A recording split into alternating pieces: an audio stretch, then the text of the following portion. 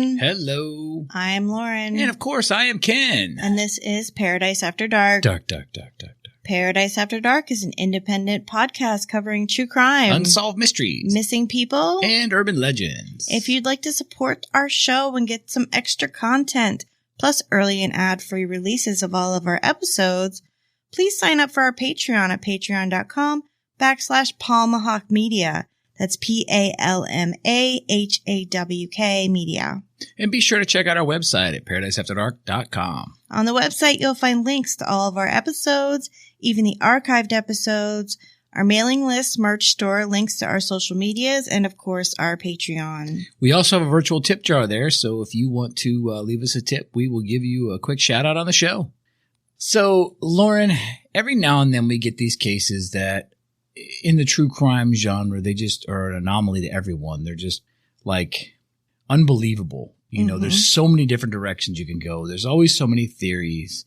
And of course, tonight's case being a missing persons case, it's really tough because there's so many things surrounding this one particular individual that really it opens the door to so many theories. But we've kind of gotten it down to just a few that are the most popular. So, Lauren.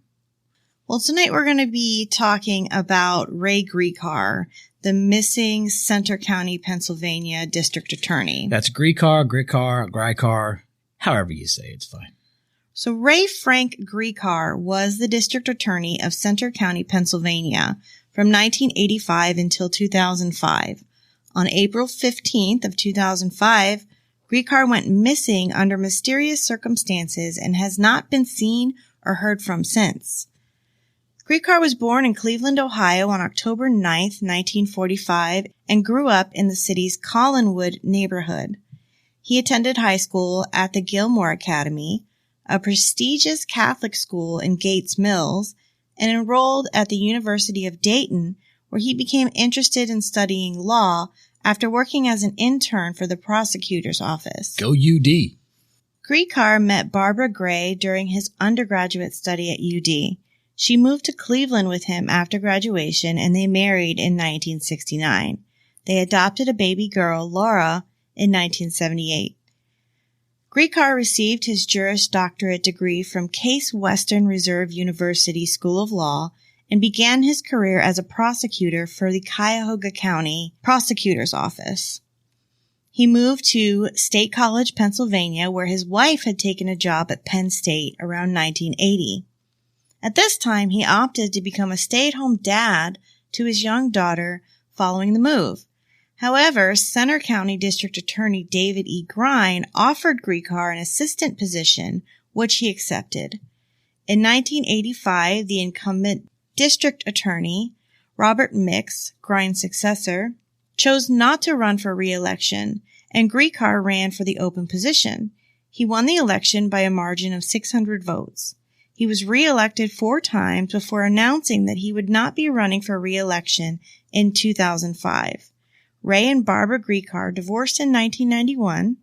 Ray married again in 96, but divorced again in 2001. So he was pretty good at law, and he got very good at getting divorced. As well, yes. Well, he could be his own, he could just represent himself. Yeah, pretty much. Now, during his tenure as DA in 1998, Gricar declined to press charges against longtime Penn State assistant football coach Jerry Sandusky. Now, this is following allegations of child sexual abuse. And if you all remember, Sandusky was charged and convicted of multiple counts of sexual abuse 13 years later. Now, why did he decline to press charges at this time?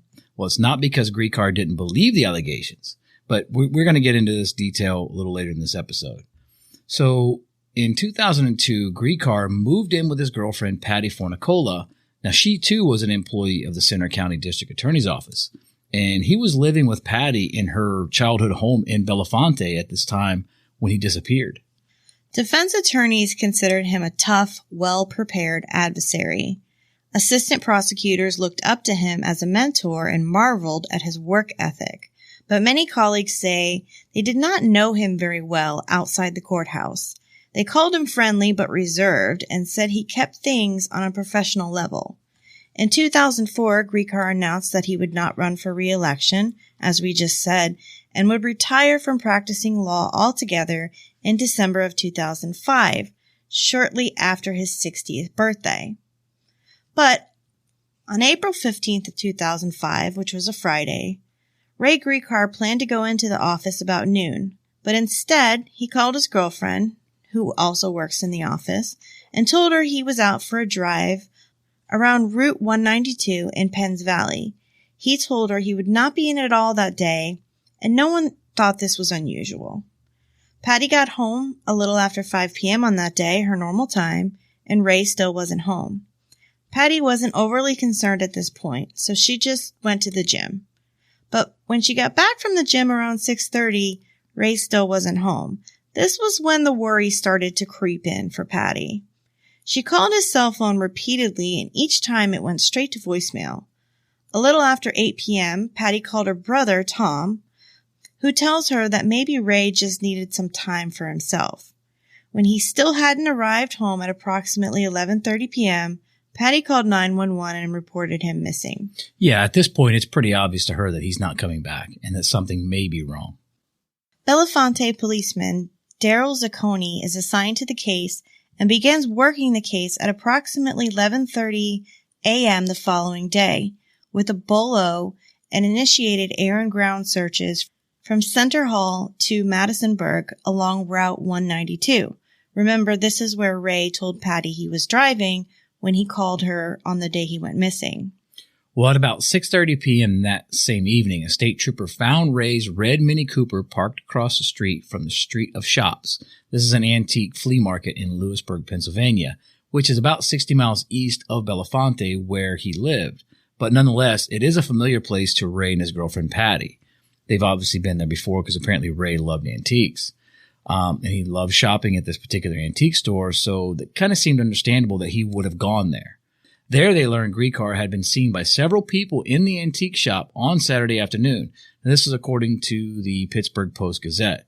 But if he was last heard from his girlfriend at 11:30 a.m. on Friday, and his car was found later in the day on Saturday, where was Ray for 24 hours? It's a good question. So there's also rumors that some witnesses thought they recalled Ray in the antique mall with a tall brunette woman, which would sort of be out of character at this point because, of course, he's got a girlfriend. They said they saw Ray talking to a woman about 5'8" to 5'10" with short dark hair. They would talk and then they would head into different shops separately, meeting back up occasionally. Both witnesses said there were no signs whatsoever that this was a romantic relationship. It just seemed like friendships. I mean, they stood a few feet from each other. Even when talking, they didn't touch or hold hands. And the woman was younger than Ray, possibly 30s or 40s. Now, they had assumed it might have been a daughter or just a friend. I mean, to date, no one has come forward to identify this particular woman that the witnesses have seen her with. And no woman has come forward to say, yeah, that was me. Exactly. And now everything that we just told you about Ray being sighted on Saturday in an antique shop with a woman, etc., was actually only reported in the media. There's absolutely no mention of this in the official police reports on his disappearance. It's a little strange, don't you think? It's a little different. So Rebecca Knight, an investigative reporter and host of the podcast Final Argument, The Disappearance of Ray Gricar, District Attorney, was able to get the entire case file on Ray Gricar's disappearance. How she got it, I have no idea.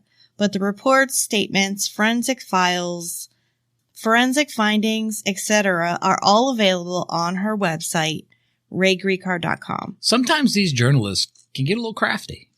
So we were able to see the official reports. And like we just said, there's absolutely no mention in the official reports of Ray being spotted on Saturday in the official reports. Why is the media reporting all these facts that are just plain wrong or non-existent? Headlines. In the police report, investigators spoke with 6 different witnesses who believe they saw Ray Gricar in the area on Friday, not Saturday. Jennifer Snyder, who was working at the Packwood House, a historical home on the corner of Market and Water Street in Lewisburg, noticed a red Mini Cooper pull up and parallel park on Water Street near the home around 2 p.m. on Friday, April 15th. Well, it wasn't Ken because I don't know how to parallel park. Snyder noticed the car again a short time later, but this time it was moved back, still parallel parked on Water Street, but in a different spot, as if he had reversed to a different parallel spot or drove around the block and parked in a new spot. This would be a little suspect.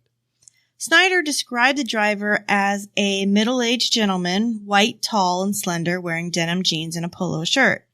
She went on to give a tour of the house to some guests, and when the tour was over around 4 p.m., the red Mini Cooper was gone. Investigators spoke with Christine Lehman, who advised them that she saw a red Mini Cooper traveling west on State Road 192 at State Road 15, and there was a male driving. She stated there may have been a passenger in the car, but she wasn't 100% sure. A man named James Richard Young contacted investigators on April 19th and explained that he was a retired polygraph operator from the Pennsylvania Board of Probation and Parole, and then started his own polygraph business. He stated that on April 6th, he polygraphed a man named Jonathan Street. He conducted this polygraph for Center County and indicated that Street had been convicted by Ray Gricar for sex crimes. Street finally confessed to Young during his polygraph and mentioned several times that his father was extremely upset with Ray Gricar. Young did not know the father's first name, but assumed his last name was Street, and he did live in Lewisburg, Pennsylvania, the town where Ray Gricar disappeared. There were a couple other witnesses interviewed, and they all pretty much said the same thing. Yeah, and when they found Gricar's red Mini Cooper, it was found locked. So the car's locked. They find it. His cell phone was inside the car. They could see in there, and they saw that the phone was there. But his laptop was not in there. His keys were not in there, nor was his wallet. And it was widely reported in the news that they found cigarette ashes on the floor of the passenger side of the vehicle.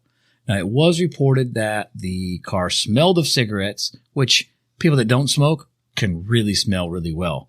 And they found discarded cigarette butts on the ground outside the passenger door, which when I first read that, I assumed, well, it's possible someone was talking to him from outside the car who was smoking cigarettes. Okay, easy enough. But Ray was not a smoker and is said to have hated the smell of cigarette smoke. And the thing about this information is that the only thing mentioned in the police report filed when the car was found was that there were 2 cigarette butts found on the ground outside the car. So I was thinking, well, maybe they were standing out there smoking, but if Ray hated cigarettes, he probably was not likely to just have someone standing outside the car smoking where it would travel into the car. Especially ashes getting into the car. Exactly, to where they were smoking that close. So, and he wouldn't have somebody in his car smoking. Exactly. So why would the media report it like that without fact-checking it? I mean, could a possible source inside the police department have fed this false information to them? And if so, why would they do that? Why would someone feed false information to the media? I'm not sure. Yeah. I'm really not sure. Now, as mentioned, when the car was discovered, it was locked.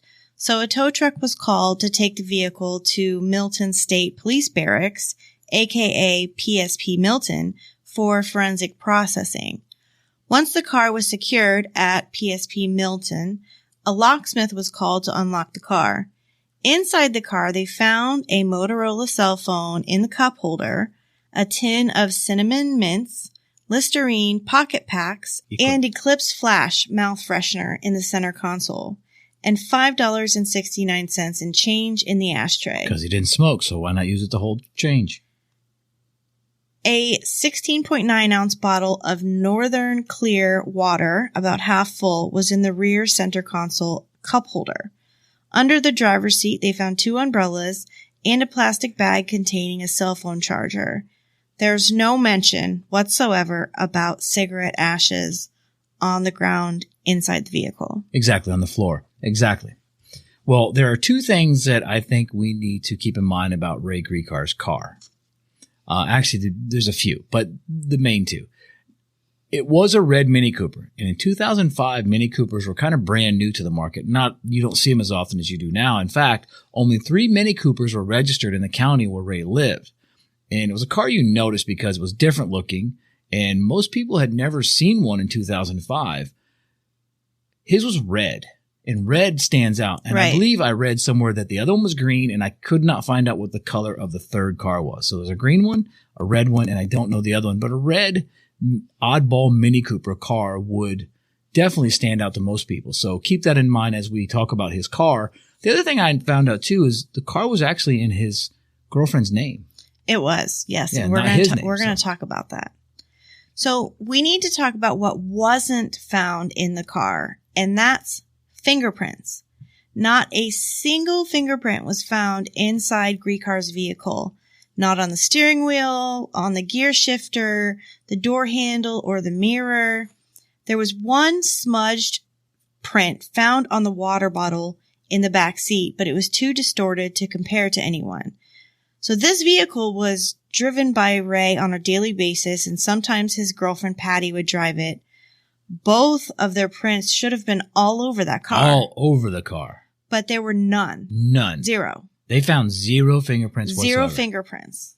Weird, right? Yeah, very weird that you would have people that can occupy a vehicle because they're constantly driving the car. He's in the car.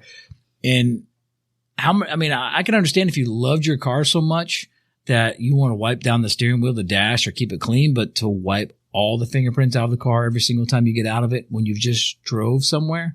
No, highly unlikely. Lauren. Highly unlikely. Exactly. Well, let's take a quick break here, Lauren.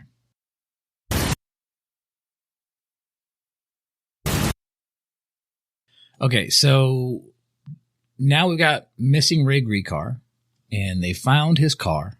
They've gone through it, this red Mini Cooper. They found no fingerprints, and at this point, it's kind of mind-boggling. So where are we at with the detectives? Well, Belafonte Police Chief Dwayne Dixon said, "I don't have a logical theory at this point. There is a possibility he just walked away for a few days just to get away. That possibility, however, did not stop local, state, and federal authorities from undertaking a large-scale investigation. 2 days after Gricar vanished, the state police used a helicopter to search for 2 hours along the banks of the Susquehanna River near where his car was found for any signs of Gricar. Investigators also used bloodhounds to try and pick up his scent to no avail." Well, there's something I guess we kind of need to talk about here, and I guess it might have prompted so much of this investigation and bringing in all the extra authorities was that Ray Gricar had an older brother whose name was Roy. Now, he had just retired from Wright-Patterson Air Force Base in Dayton, Ohio, and he disappeared under similar circumstances in May of 1996. He told his wife he was going to go buy some mulch, and he never returned. He never came home. And his car was found 2 days later at a park in Dayton, Ohio, near a river and a bridge. His body was pulled from the Great Miami River a week later. Now, his death was ruled a suicide by drowning. This is according to the Dayton County Coroner's Office, but according to Ray's nephew, Tony, this is Roy's son, Ray never believed his brother committed suicide. And despite the fact that Roy had been battling depression throughout his entire life, apparently most of the Gricar family believes some sort of foul play was involved in Roy's death. So they're thinking it's not just clear-cut suicide, that they think he just jumped off this bridge. And now here we are, Ray Gricar's vehicle was found parked at an antique shop, which is adjacent to 2 bridges over the Susquehanna River.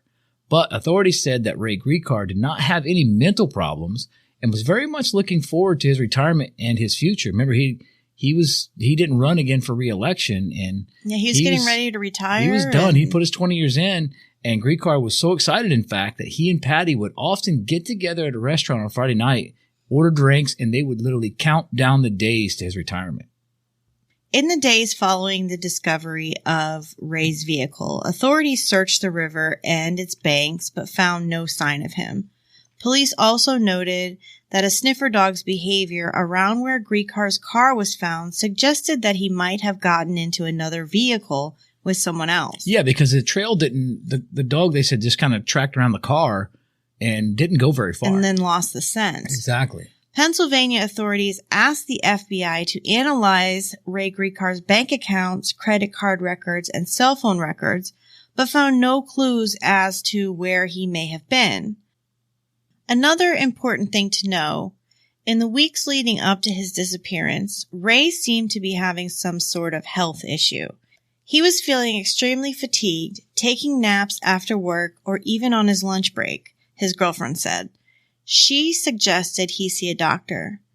Patty had encouraged Ray to seek a medical examination for any possible medical or mental conditions that may need attention, according to the court papers.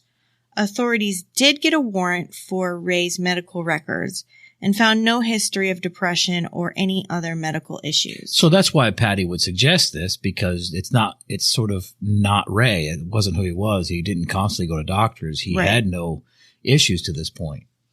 A week after Ray Gricar's disappearance, at a news conference, with Ray Gricar's family sitting behind him, Police Chief Dwayne Dixon said that so far there is no sign of foul play and no evidence that the district attorney's disappearance was connected to any of his cases.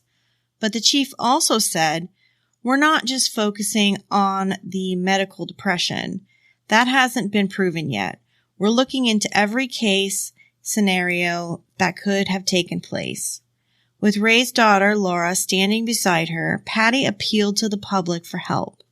"There's a lot of speculation as to what has occurred, but we have no conclusive evidence to confirm any of those scenarios," she said. The family declined to answer questions at this press conference. So I wonder why Chief Dwayne Dixon would say in the news conference that there was no sign of foul play. Don't you think that the car being wiped completely clean of fingerprints is a little fishy? It would definitely seem that way. And why would Ray wipe his own fingerprints off of his car if he planned to take his own life or run away? It seems very suspect at this point that he would do that, which I think is why so many people look at this case and they say, man, here's a guy that in some aspects, maybe he wanted to run away, or they felt like he could have ran away or should have. But a guy's going to run away is just going to leave his stuff and go. Right. You know, unless you're going into like witness protection program or something like that. Why would you wipe down your car? Why would you go? Why would he even have called his girlfriend and said, "Hey, I'm just taking a drive down this road, and basically I'm going to lead you to where my car might be." So, see, it makes me think that possibly another person with bad intentions for Ray Gricar would be more likely to wipe down the car for prints. Exactly. I just find this aspect of this case really puzzling. I agree with you, Lauren. It's very puzzling.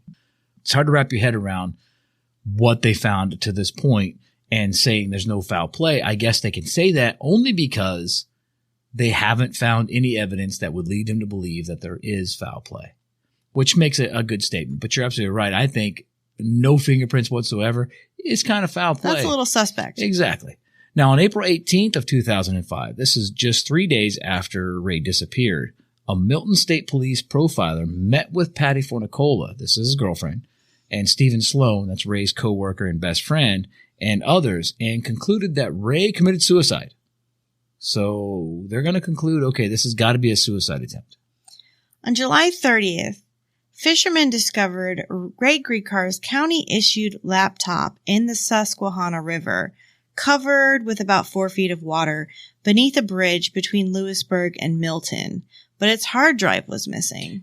Hard drive was missing. And one thing in my mind when I was reading this, in the research, I was thinking this, basically looking exactly like my laptop looks here because it's in water, so it's clean. No, this was a muddy-looking laptop. I mean, it was muddy.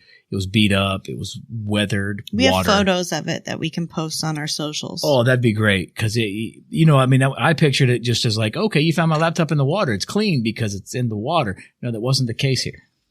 So this was the first piece of evidence that authorities had found in the 3.5 months since Ray went missing.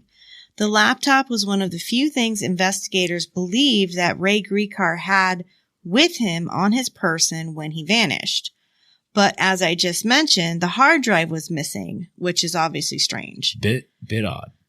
That missing hard drive could play into any of the scenarios, Chief Dixon told the Pittsburgh Post-Gazette. We have no evidence to prove foul play yet. He's still playing that string, isn't he? But there's also no evidence to prove Ray Gricar is still alive at this point.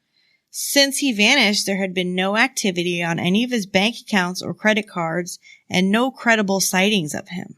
That definitely throws you through a loop. That's one of the things that makes this case so odd. Just a very odd case. So 2 months later, now this is on October 1st of 2005, someone, we don't know who, recovered a hard drive on the banks of the Susquehanna River, about 100 yards from the location of the laptop. So investigators hypothesized that it had to have come from Gricar's computer. I mean, that makes sense, right? So they say, okay, well, it's got to be, I mean, who's going to throw a hard drive in the river when we just found the laptop and we got this missing guy? However, the hard drive, like I mentioned about the laptop, it was badly damaged, and an analysis by the FBI, the U.S. Secret Service, and a data recovery firm called Kroll OnTrack, they failed to recover anything from it. So the hard drive is pretty much destroyed at this point. They got nothing off of it. But they somehow can determine that it was from Ray's laptop that they found earlier.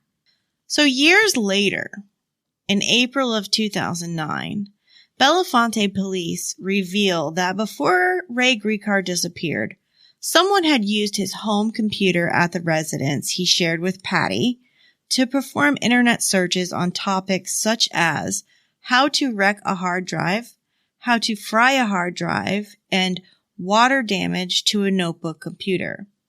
They also found software in Ray's office that would delete a hard drive. Patty said this was not suspicious, as she knew he had purchased it, the software. She knew he'd purchased the software? Yes. Oh, that was news to me. He was going to be retiring soon, and he didn't want to leave any of his personal data on his county laptop. Oh, that makes sense. But I will say, now that I've literally covered this case, I have Googled on my laptop how to wreck a hard drive and how to fry a hard drive. Well, no. I'm just going to put that out there because I'm literally putting this on air now because I need people to know that if something happens to me in my laptop, I Googled it for research purposes. Okay. Well, Rebecca Knight, host of the podcast Final Argument, The Disappearance of Ray Gricar, stated in her podcast that she asked the people close to Ray if he ever carried his work laptop with him other than to work at home. That's a good question. The general consensus was that Ray didn't usually have the laptop with him unless he brought it home to work, but he usually left it at the office, with one exception. Ray had gone to Vermont for about a week in 2004, and he had brought his laptop. Ray had another trip to Vermont for another week planned for October of 2005, but he disappeared before he could make that trip. So he had plans. He had made future plans. Yes. Which would make you lean away from suicide. From the suicide theory, yes. Exactly. According to his bank statements, which Knight was able to get a hold of, Gricar bought gas near the town of Barnard, Vermont, on a few occasions in the year before he disappeared. What's in Barnard, Vermont? That's a great question. I would love to tell you. Louis Free had a seasonal home in Barnard, Vermont. Well, who is Louis Free? Who is Louis Free? Louis Free is an American attorney and former judge who served as the 5th director of the FBI from September 1993 to June of 2001. Sounds like a big job. Louis Free was also the author of the Free Report, which was released in 2012 and exposed how Penn State University mishandled the sex abuse case involving Jerry Sandusky. More on this later in the episode. Let's take a quick break.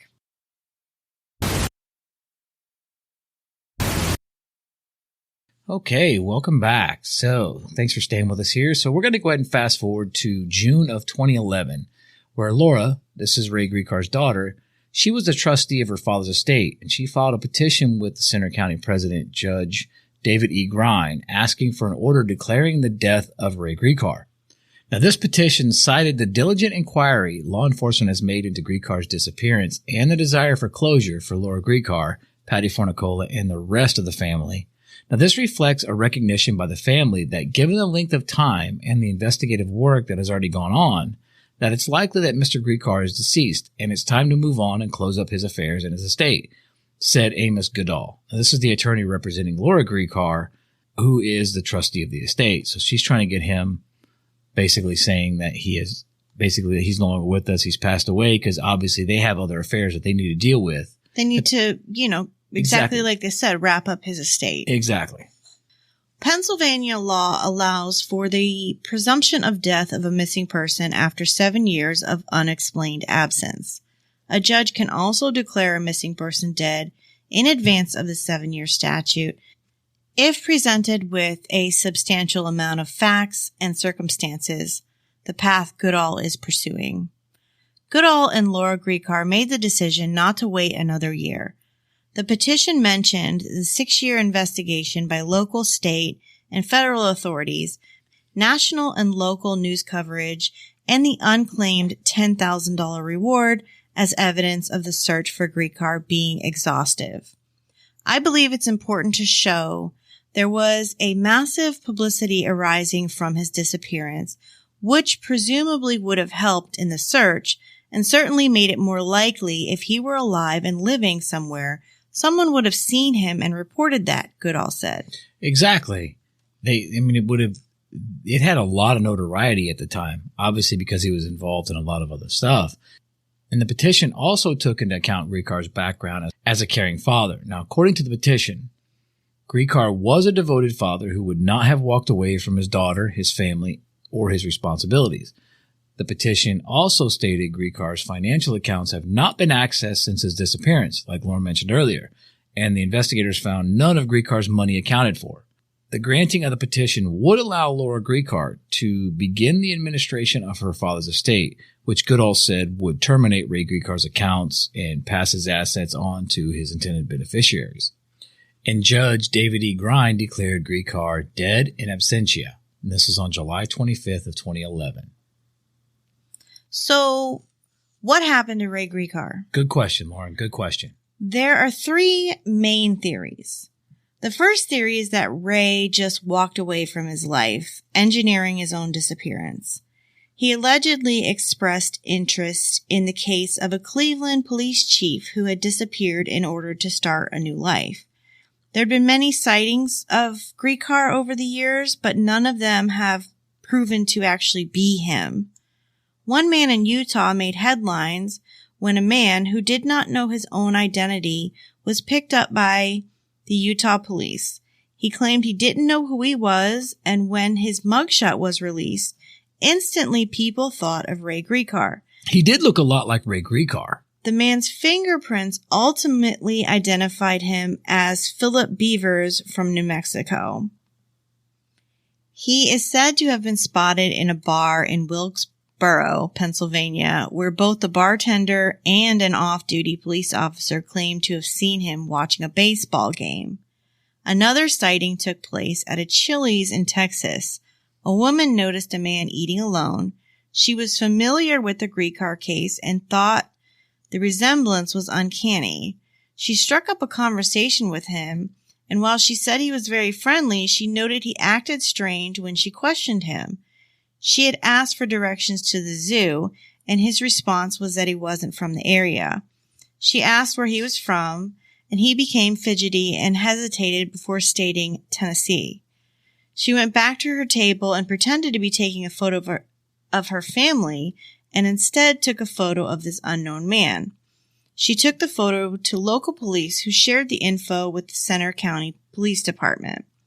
The police showed the photo lineup to the waitress who picked out Gricar's photo. They showed the cell phone photo to Patty, who believed it might be Ray. His daughter Laura, however, points out that the man in the photo is left-handed, and she doesn't believe it to be him. However, no one disputes the resemblance between the two. Another sighting was in Southfield, Michigan, where he was spotted by, of all people, a retired policeman who also happened to be a sketch artist. This sighting was apparently so credible it drew law enforcement to travel out there. Southfield, Michigan happens to be a Detroit suburb with a Macedonian consulate about 40 miles away. In addition, it was only mere miles from the Canadian border, where one might hide if they were on the run from U.S. law enforcement. So you get close to the border so you can make a quick out, right? Exactly. It's also been suggested that Ray Gricar may have taken off to Central Europe. He was semi-fluent in Russian and fluent in Slovenian. He had relatives in Slovenia and had made trips to this region of the world in the past. The FBI reports even note this and speculated as a potential destination if he were to have run. Yeah, I mean, you would think that they're definitely going to know his background. Where's he from? Because if you're looking for someone who you haven't found yet, you're going to check all aspects, and obviously you want to do that. In fact, this theory was so viable that law enforcement had his missing person flyer translated into Slavic and Russian initially after his disappearance. Smart move.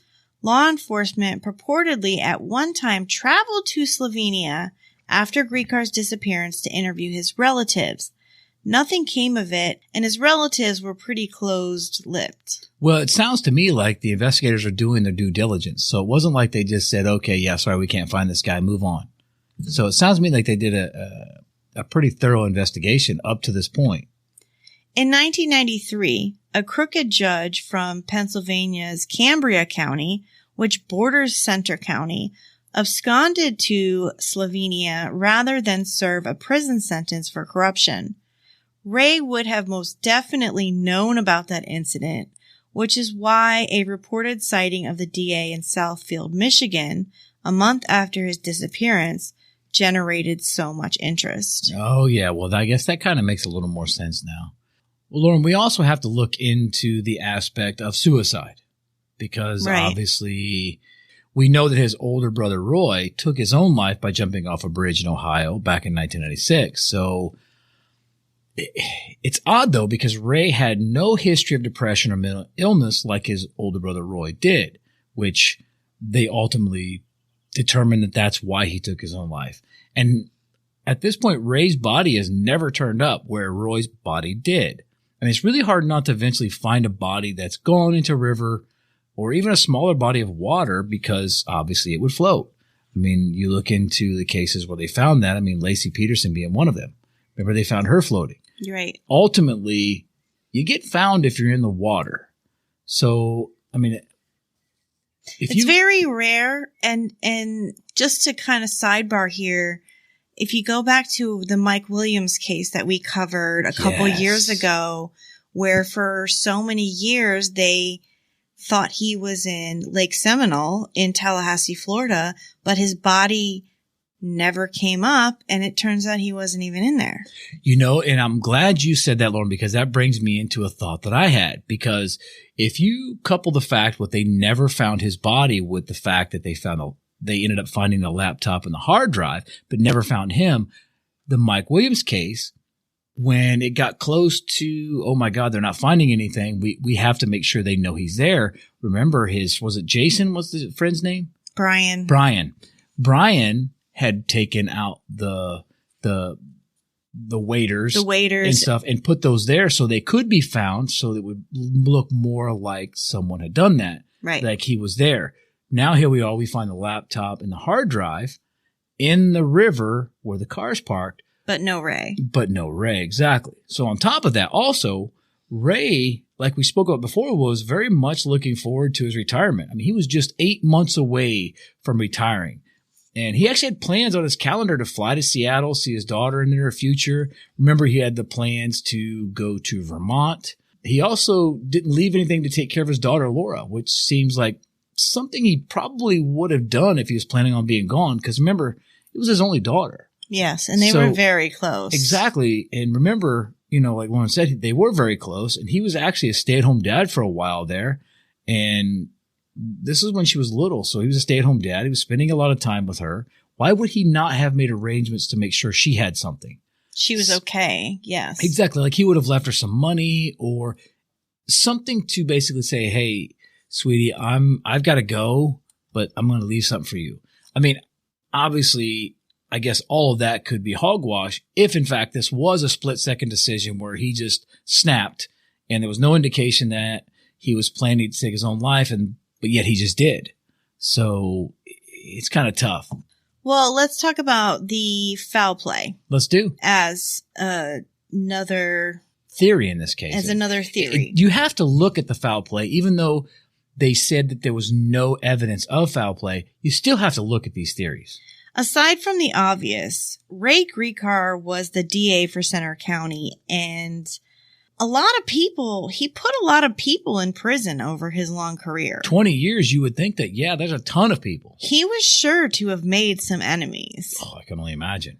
But many believe foul play is possible due to Ray's role in dismissing initial charges brought forth against Penn State coach Jerry Sandusky in 1998, before the sexual scandal broke. There's reason to believe that Ray was still quietly investigating Sandusky. Yes, because if you keep in mind, a lot of that came out after the fact, but keep in mind what I was going to say before is Ray Gricar was investigating him prior to the media getting a hold of the story and other detectives really picking up on it, where they went hardcore after him. He was kind of behind the scenes trying to investigate this.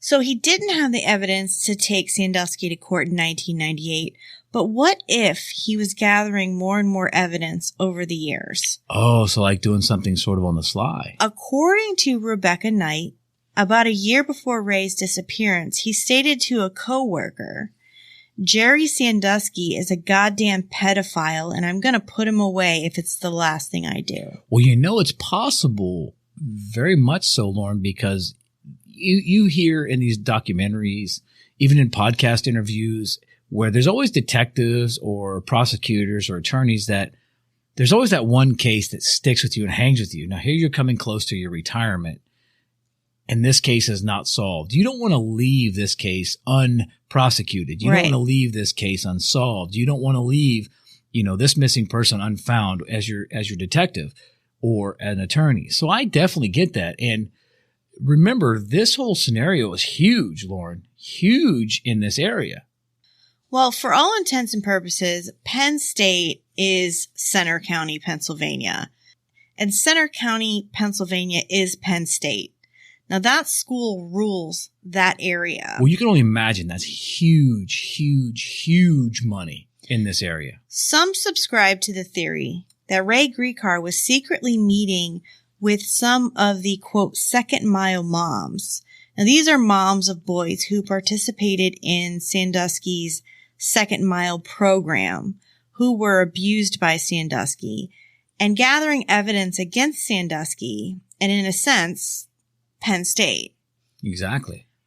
Well, can I ask you a question, Lauren? Yeah. Can you maybe explain to the listeners what the second mile program was and basically how that becomes part of this program?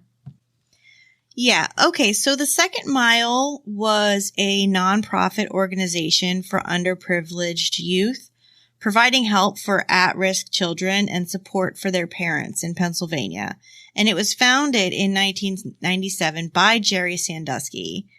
The charity said its youth program served as many as 100,000 children annually. Well, that's what makes this so disturbing, because this was a program that Sandusky put together. He was bringing these kids in here and trying to give them a second chance. And I think that's what makes it so frustrating about Sandusky and why Ray Gricar was so upset with him, because you're trying to help these kids out. But then, as we know now, he was taking advantage of them sexually. He was molesting these kids. Right.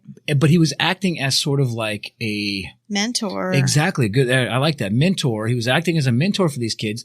So when they were being molested or raped in some cases, it really was terrifying for these kids. And of course, their parents, once they found out.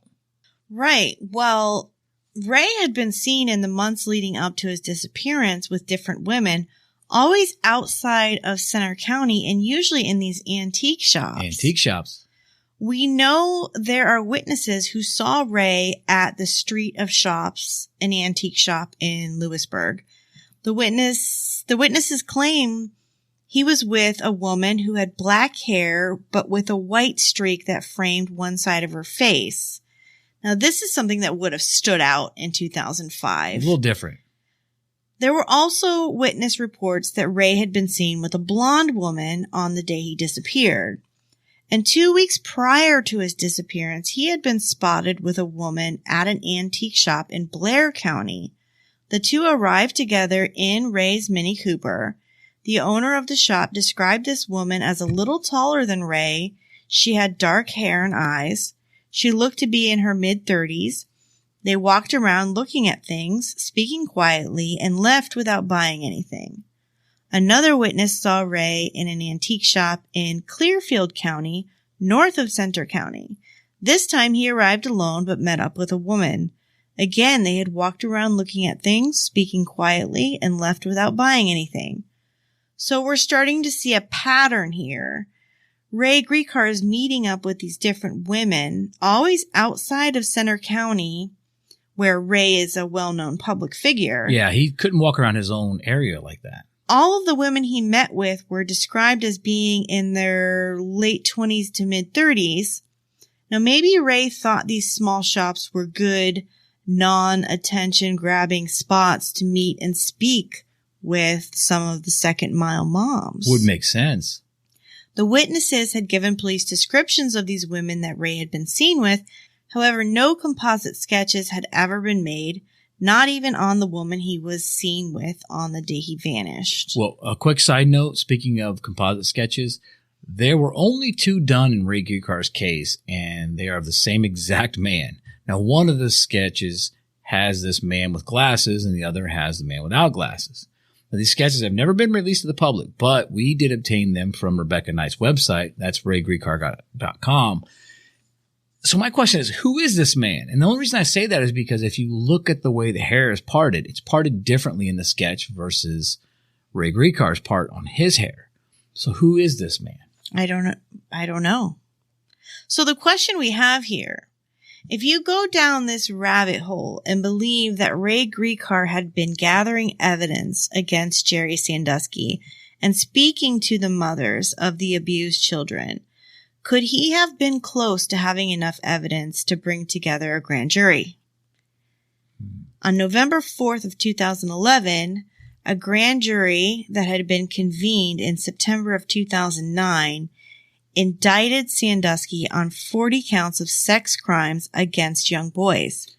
According to PennLive.com, a grand jury meeting in Harrisburg had been hearing testimony for at least 18 months about the allegations, which made in 2009 by a 15-year-old from Clinton County. The teen told authorities that Sandusky had inappropriate contact with him over a 4-year period starting when he was 10. The boy's parents reported the incident to police in 2009. The grand jury identified 8 boys who had been singled out for sexual advances or sexual assaults by Sandusky, taking place from 1994 through 2009. At least 20 of these incidents allegedly took place while Sandusky was still employed at Penn State. Exactly. And like Lauren said, Penn State is this particular county. So there's a lot of money invested in Jerry Sandusky's program. We're talking about millions and millions of dollars. So to have Ray Gricar disappear to keep him from finding out information. I mean, if you remember how that went, Jerry Sandusky, that trial was awful. Joe Paterno lost his job that he'd had forever. I mean, it was huge. It was just a huge mess for Penn State. So I could understand why maybe they wanted to keep Gricar quiet. So that's why I kind of lean towards maybe he didn't commit suicide and something's missing, because Ray Gricar had been meeting with different women in the weeks and maybe even months before his disappearance. I mean, these women were possibly the mothers of the children being abused by Jerry Sandusky. Not a single one of these women, though, that Ray was spotted with has ever come forward. So why? I mean, are they scared? Were they scared? Why are these people that he was seen with never stepped up? Well, think about it. If we subscribe to this theory, if I was a second-mile mom and I was meeting in secret with a district attorney, and then all of a sudden that district attorney goes missing, I'm going to keep my mouth shut. Yeah, you know what? I'm glad you said that because as a mother yourself, that makes sense. That makes sense. I'm glad because I was like, why would they not want this to be out there in front page news? Like, hey, yeah, I was with the guy. This is what we're hiding. Hey, I think something went wrong here, but you're absolutely right because they were afraid it could have happened to them. So add what we might know about Ray meeting with these women to the fact that he had been visiting Barnard, Vermont, where we know that Louis Freeh had a seasonal home. As we mentioned earlier, Freeh served as the 5th director of the FBI from September 1993 to June of 2001. Louis Freeh was also the author of the damning Freeh Report, which was released in 2012 and exposed how Penn State University mishandled the sex abuse cases involving Jerry Sandusky. Because everyone knew. Could Ray have been working with Freeh to gather evidence against Sandusky? Quite possibly. Maybe not even working with him, but just using his guidance or getting advice, running things by him. Well, that makes sense, Lauren, because if you think about it, they said that he took his laptop, his work laptop with him to Vermont. The kinds of things that he would want to talk about face to face, not over phone or email. Oh, exactly. So, I mean, yeah, he'd want to go meet with him directly. So was this his reasoning for making these trips to Barnard, Vermont? Exactly. And, of course, toting his laptop. Or did someone from Penn State or the Second Mile program find out what Ray was up to? Found out he was headed off to Vermont and doing this investigation or talking to these women. Did someone decide, hey, Ray's got to disappear. We have to end him because he's getting a little too close to the truth. I mean, how'd they do it? Did they throw him off the bridge? Whatever. I mean, did they take him somewhere and do it? Because we can't find him. He wasn't floating in the water. We have no idea, Lauren. We have no idea. So I guess that opens up this whole huge question that this case is about. What happened to Ray Gricar? What happened to Ray Gricar? We have no idea. That's why this case is such an anomaly. That's why this is one of those cases that reminds me of things like Maura Murray. I was just going to say Maura Murray. And, and there's a few other cases too, but Maura Murray is the one that's very prominent. And so is the Ray Gricar case. Right. It's a tough one because there's so many theories and so many questions that are unanswered.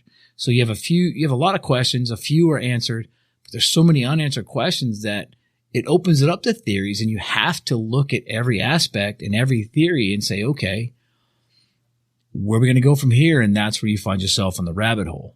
Right. So that's what makes these cases like this tough. This is a missing persons case. So there's so much pointing to maybe he just took off and like, you know what? I'm done. I got to go. Maybe the heat is getting hot. Maybe someone chased him away, said, leave town, don't ever come back or I'll kill you. Who knows? Or maybe they did kill him. So we have no idea. Exactly. So was there anything else you want to add for tonight's case about Ray Gricar, Lauren? No, I'd like to know what our listeners think after listening to this episode. What do you think happened to Ray Gricar? Yeah, and be sure to visit the RayGricar.com. And There's a lot of information on there. Rebecca Knight, she's an investigative journalist, and she put together the podcast she put together, the website she put together. There's a lot of information you can get from that. And yeah, hit us up on social media, send us an email. We'd love to hear your thoughts. Exactly. And keep in mind, we have the PAD discussion group. Join that. On Facebook, exactly. Yes. Be part of that. And, because there's a lot of stuff that happens on there, and we would love to hear you comment there, and we can get into discussion on there. It'd be great. So I guess that's going to be it for tonight, Lauren. Again, if you would like to support our little show, please subscribe to our Patreon at patreon.com/Palmahawk Media. That's Palmahawk Media. And be sure to check out our website for links to all the social media that we talked about. It's got the PAD discussion group on there, our Patreon, our merch store, and much, much more. And please make sure to subscribe to this show on whatever platform you're listening on and rate and review. This really helps us branch out and reach a wider audience. You people don't realize how much that actually helps, so please do that for sure. And again, thank you everyone for listening to Paradise After Dark. Dark.